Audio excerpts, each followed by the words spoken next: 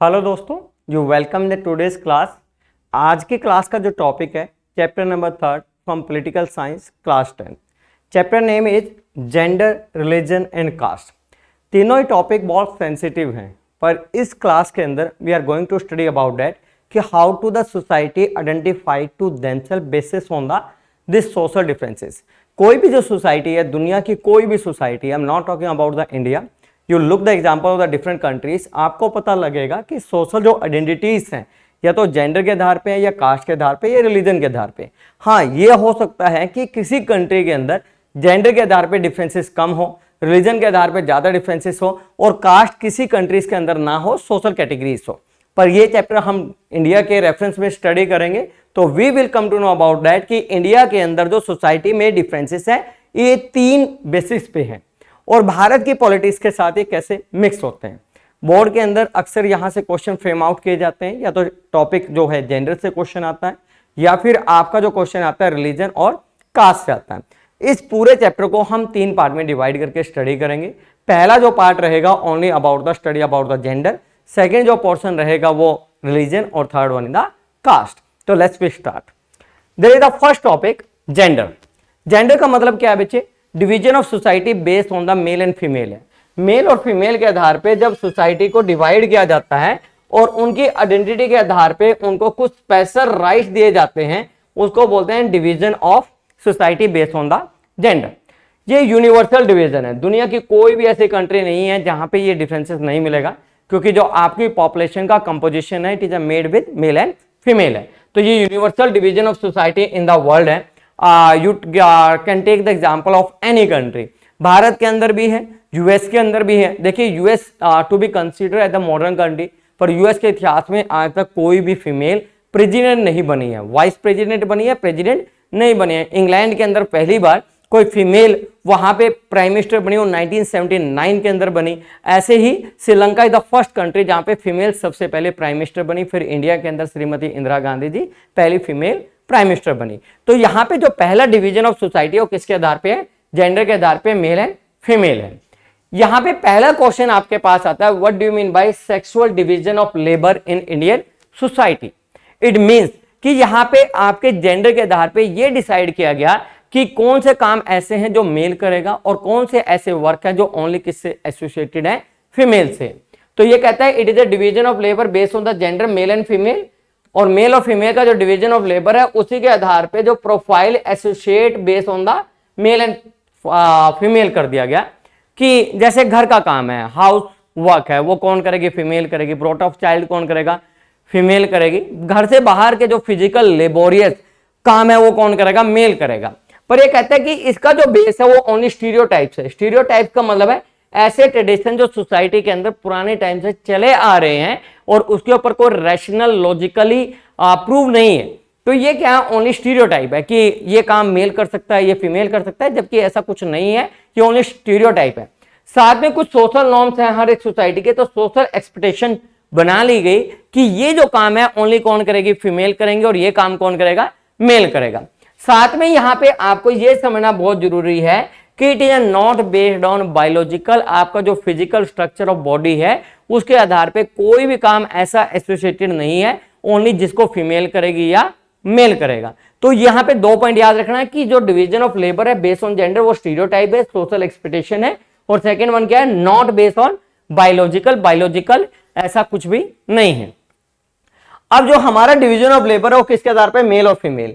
यहां पे ये मान लिया गया जो work outside of the home है, जो घर से बाहर के काम है वो कौन करेगा? मेल करेगा। और इस सारे काम के लिए मेल को पैसे मिलेंगे, वर्क इज पेड। और जो वर्क इज पेड है तो उसकी वर्थ है, वर्थ होने का मतलब क्या? वो रिस्पेक्टेड वर्क माना जाएगा। तो मेल को ज्यादा रिस्पेक्ट इसलिए दी जाएगी क्योंकि वो क्या? Main source of the earning है। अगर आप पैसे अर्न कर रहे हो तो definitely you will contribute in the national development, GNP. GNP का मतलब होता है ग्रोथ नेशनल प्रोडक्ट। देखिए आपने 9th क्लास के अंदर भी स्टडी किया होगा, 2 तरह की इकोनॉमिक एक्टिविटीज होती हैं, एक होता है इकोनॉमिक और दूसरा नॉन इकोनॉमिक। इकोनॉमिक में where your work is paid, जहां पे आपके पास कुछ इनकम और एक्सपेंडिचर होता है। नॉन इनकम में आपका कोई इनकम और एक्सपेंडिचर नहीं होता है। तो यहाँ पे जो पैसा आएगा वो कंट्रीब्यूट करेगा किसमें?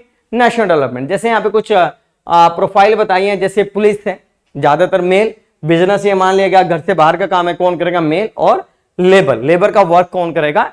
मेल।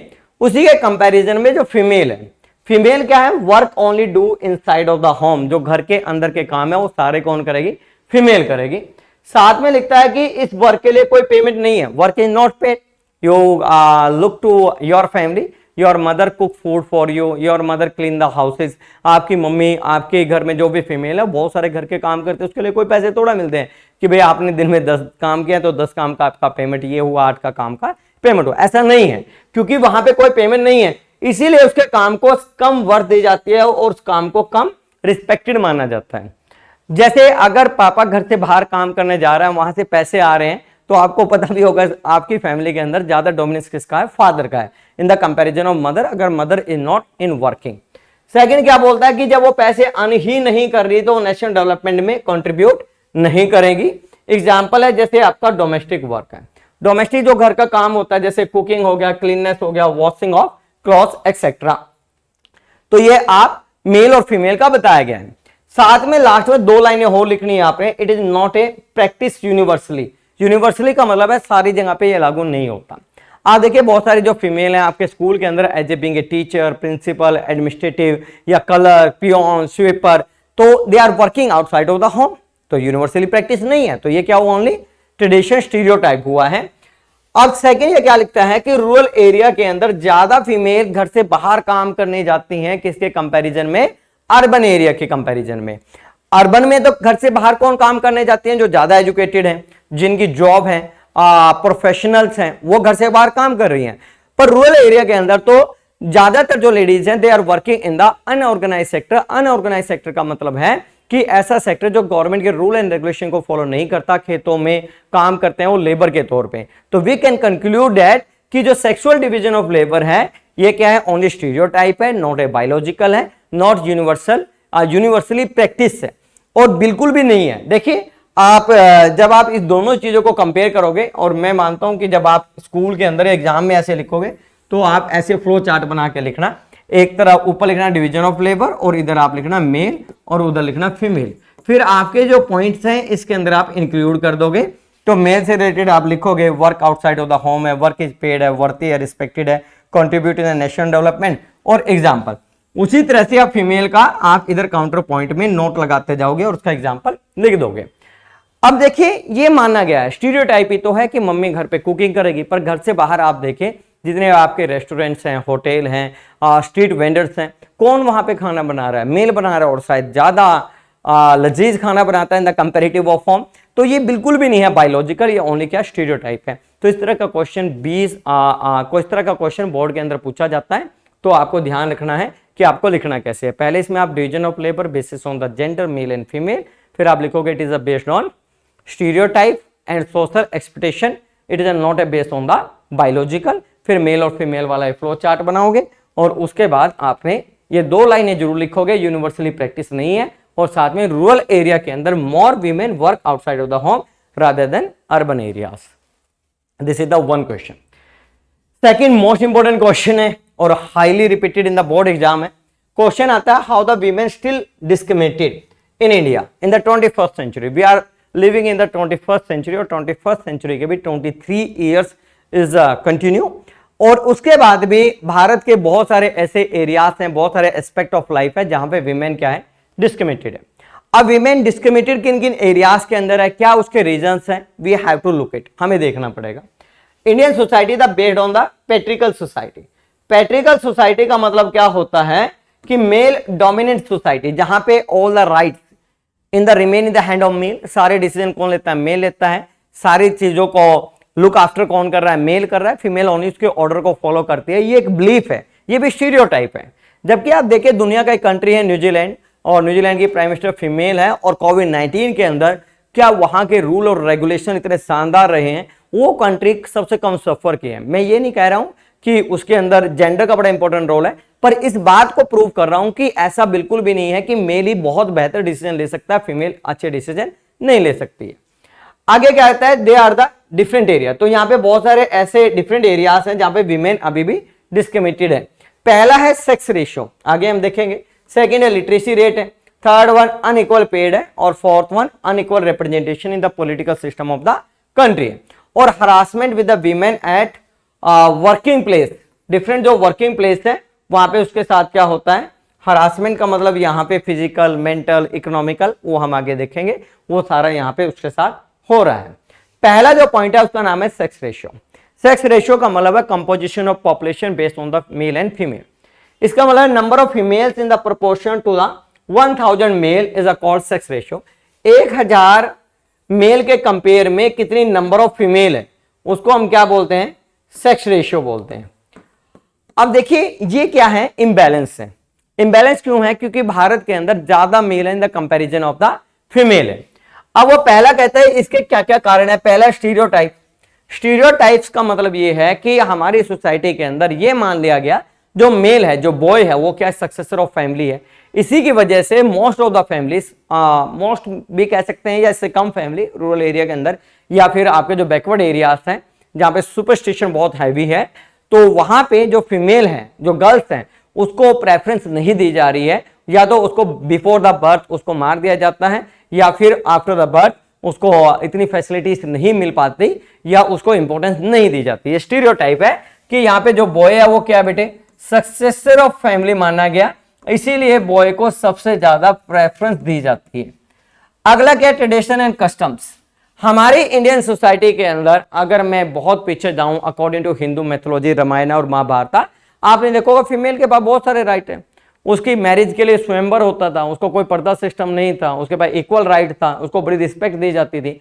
पर मिडिल आपकी जो सेंचुरीज रही हैं 8 to 18 के बीच में भारत में बहुत सारे ऐसे अटैक हुए हैं बाय फॉरेनर्स के द्वारा, जैसे मुगल एम्परर आया, तुगलक डायनेस्टी आई है, या फिर कोई भी डायनेस्टी आई है, ब्रिटिशर्स आए, तो हाँ यहाँ पे जो फीमेल की कंडीशन है बहुत ज्यादा हार्श हुई है। और ऐसे ट्रेडिशन डेवलप कर दिए गए जिसमें गर्ल्स के ऊपर बहुत सारी रिस्ट्रिक्शन लगा दी गई, जैसे कि चाइल्ड मैरिज यहाँ पे था, सती प्रथा एक बहुत हॉरिबल कस्टम्स था।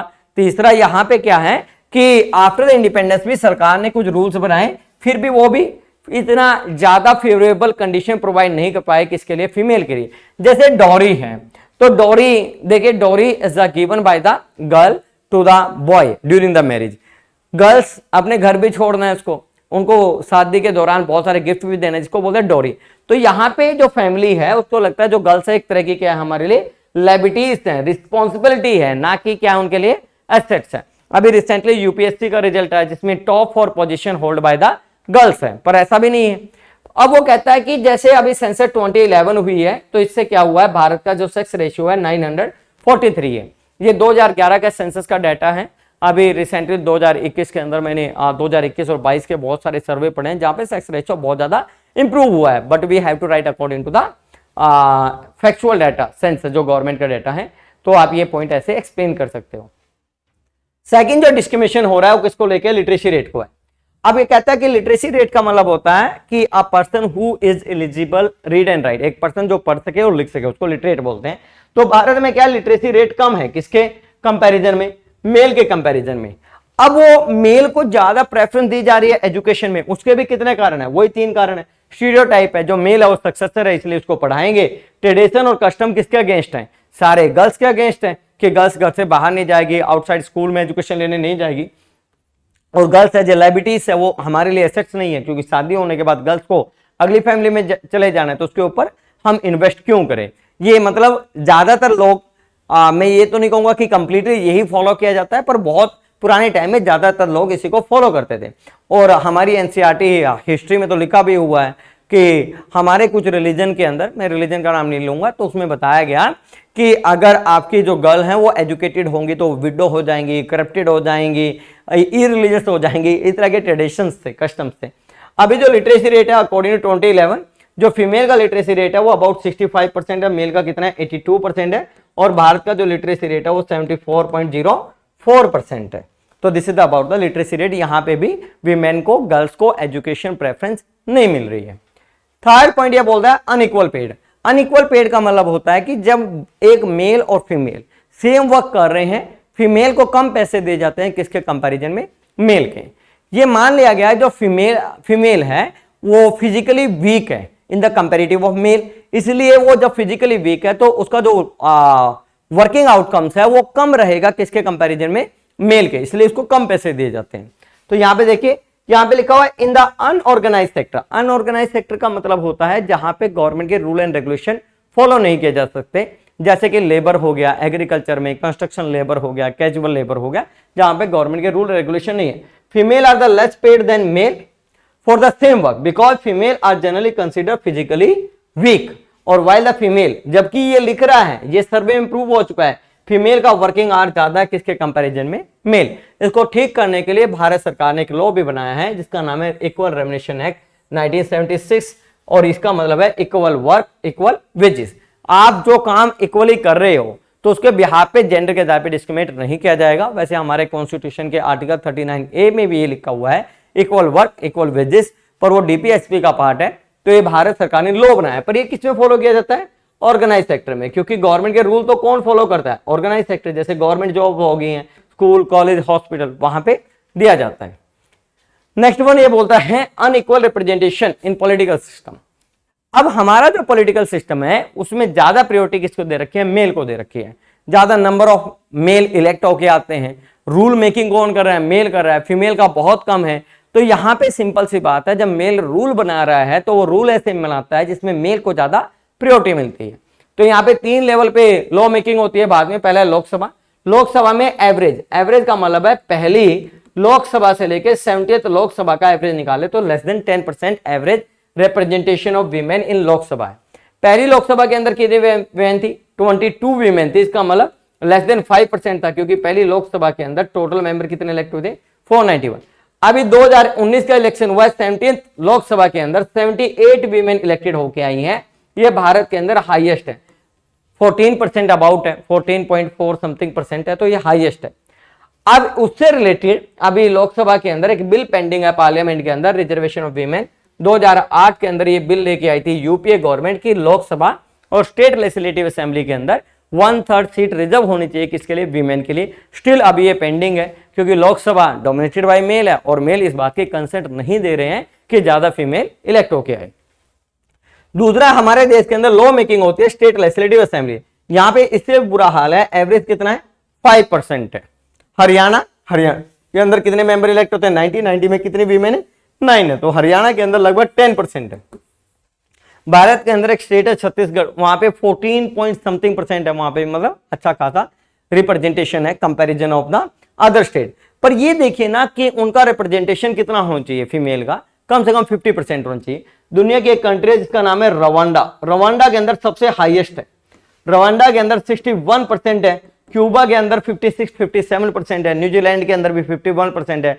स्कैंडिनेवियन कंट्री है, नॉर्वे, स्वीडन, डेनमार्क, फिनलैंड, यहां पे भी अबाउट 50% वीमेन का रिप्रेजेंटेशन है in the comparison of rest of the countries. तो वहां पे बहुत बेहतर है, इसलिए वहां पे वीमेन की कंडीशन भी बहुत अच्छी है। अब कहते हैं लोकल गवर्नमेंट। लोकल गवर्नमेंट हमारा सबसे 3rd level of the government है, जिसमें वीमेन के पास क्या है, फेयर रिप्रेजेंटेशन है, क्योंकि 73rd और 74th अमेंडमेंट हुआ था, जिसकी वजह से 1/3 सीट रिजर्व कर दी गई थी। कम से कम 1/3 वीमेन इलेक्ट होके आएंगी किसके अंदर, लोकल गवर्नमेंट के अंदर। तो this is the representation of the women on the different level of the government. ये अकेला क्वेश्चन 3 नंबर का आ सकता है, what is the status of women in the political representation in India, या फिर उसी के अंदर आ सकता है। तो you can write according to your question. और ये ध्यान रखना, women have only reservation in the local government. और ये लास्ट का पॉइंट है, harassment with women at the different working place. कई बार फिजिकल और कई बार मेंटल और कई बार इकोनॉमिकल उनके साथ हरासमेंट होते हैं। Just you need to write about it. तो there are the different 5 ways where we found that कि women are the still discriminated in the Indian society. ये क्वेश्चन आया है बहुत बार। अब डिस्क्रिमिनेटेड है इसका मतलब वीमेन के पास कम राइट है, इसलिए एक नई आइडियोलॉजी है, इसका नाम है फेमिनिज्म। फेमिनिज्म क्या एक आइडियोलॉजी है, एडुकेट करती है कि इक्वल राइट मिलने चाहिए किसको, वीमेन को, किसके साथ, मेल के, और कितने एस्पेक्ट में, all aspect of the life. तो कहता है कि ऑल जो एस्पेक्ट्स हैं वो 3 एस्पेक्ट्स हैं जहां पे वीमेन डिमांड करती है कि मेरे को इक्वल राइट मिलने चाहिए। पहला है पॉलिटिकल। पॉलिटिकल में 3 आप राइट्स यहां पे लिख सकते हो। जैसे दुनिया की कुछ ऐसी कंट्री है जहां पे वीमेन के पास राइट टू वोट नहीं है, वो चाहते हैं कि मेरे को इक्वली राइट टू वोट मिले। दूसरा, राइट टू कॉन्टेस्ट इलेक्शन मिले, क्योंकि इलेक्शन कॉन्टेस्ट करेगी तभी उसका फेयर रिप्रेजेंटेशन मिलेगा, और साथ में फेयर रिप्रेजेंटेशन करें, ऐसी कंडीशन प्रोवाइड करे जहां पे वीमेन का फेयर रिप्रेजेंटेशन हो। वहां के पॉलिटिकल सिस्टम, जैसे भारत के अंदर ये भी है ये भी है, पर फेयर रिप्रेजेंटेशन नहीं है। उसके लिए गवर्नमेंट को लॉ मेकिंग करनी चाहिए, पार्लियामेंट से बिल पास करना चाहिए कि वीमेन को इस एरिया के अंदर फेयर रिप्रेजेंटेशन मिले। दूसरा कहता है सोशल। सोशल का मतलब है कि आपकी सोशल आइडेंटिटी के आधार पे नो डिस्क्रिमिनेशन, किसी भी तरह का डिस्क्रिमिनेशन ना किया जाए किसी भी पब्लिक फैसिलिटीज को लेके या किसी भी तरह का अदर फैसिलिटीज को लेके। जैसे साउथ इंडिया के अंदर कुछ टेंपल्स हैं जहां पे female are not allowed to enter in the temple, इस तरह का डिस्क्रिमिनेशन नहीं होना चाहिए। अगला बोलता है इकोनॉमिक। इकोनॉमिक में आपको दो बातें याद रखनी है। एक तो कहता है फ्रीडम ऑफ प्रोफेशन होना चाहिए, उसके ऊपर रिस्ट्रिक्शन नहीं होनी चाहिए। जो प्रोफेशन वो चूज करना चाहती है, वो डॉक्टर, इंजीनियर, टीचर जो भी बनना चाहती है, उसको allowed to be choose the profession. और दूसरा, उसके पास राइट टू प्रॉपर्टी होना चाहिए। राइट टू प्रॉपर्टी का मतलब ये है कि जो उसके फादर की प्रॉपर्टी है इनहेरिटेड में उसका इक्वल राइट होना चाहिए। जैसे आपने 9th क्लास में पढ़ा होगा, फ्रेंच रेवोल्यूशन के दौरान जो वीमेन थी उसके पास राइट टू प्रॉपर्टी नहीं होता था। तो this is the feminism one and the important है, क्योंकि यहां से हर साल क्वेश्चन आता ही आता है।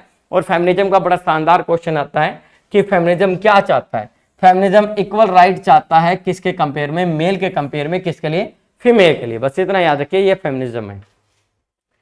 अब ये सारी बातों को देखते हुए भारत सरकार ने लेडीज की कंडीशन को इंप्रूव करने के लिए क्या क्या एफर्ट्स किए। कुछ मैंने रिसर्च किया है जो मेरे को बेसिकली लगा है कि यहाँ पे ये एफर्ट्स हुए हैं।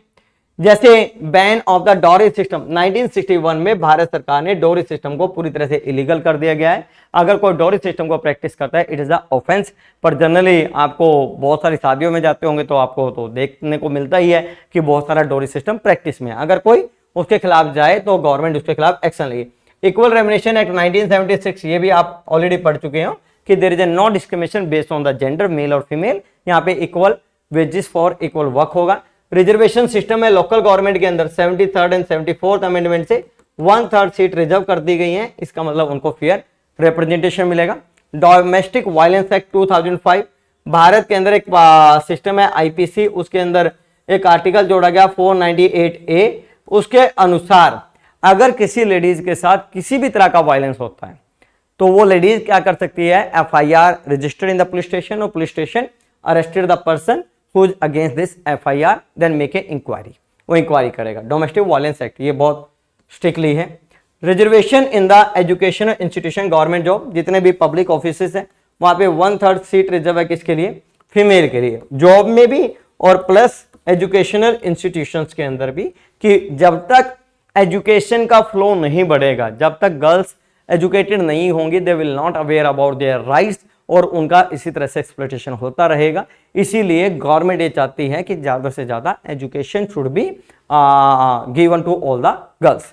तो यहाँ पे हमारे पास 4 क्वेश्चन है, मैं चारों क्वेश्चन रिपीट कर देता हूँ। पहला क्वेश्चन आएगा कि what do you mean by sexual division of labour, explain it. तो इसमें आपने सारी बातें लिखनी पड़ेगी। Sexual division labour means division of labour basis on gender, male और फीमेल। वो स्टीरियोटाइप है, बायोलॉजिकल नहीं है। फिर मेल कौन सा काम करता है, फीमेल कौन सा काम करता है, universally not a practice. Second है how women still discriminated in the India. फिर आपको 5 पॉइंट याद रखने हैं कि how to the women are discriminated in the India. पहला सेक्स रेशियो, दूसरा लिटरेसी रेट हो जाएगा, तीसरा अनइक्वल पेड हो जाएगा, और फोर्थ में unfair representation the political system, और सबसे लास्ट में harassment at the public places. फिर फेमिनिज्म का क्वेश्चन आता है, और फेमिनिज्म की डिमांड क्या है, वो 3 इक्वालिटी चाहती है 3 एस्पेक्ट ऑफ लाइफ में, पॉलिटिकल, सोशल एंड इकोनॉमिकल। और सबसे लास्ट के अंदर what efforts are the made by Indian government to empower the women in India. तो this is the thing about the today's class. इसी का सेकेंड सीरीज हम लेके आएंगे। तो you learn it, study it and do excel in your academics. Thank you.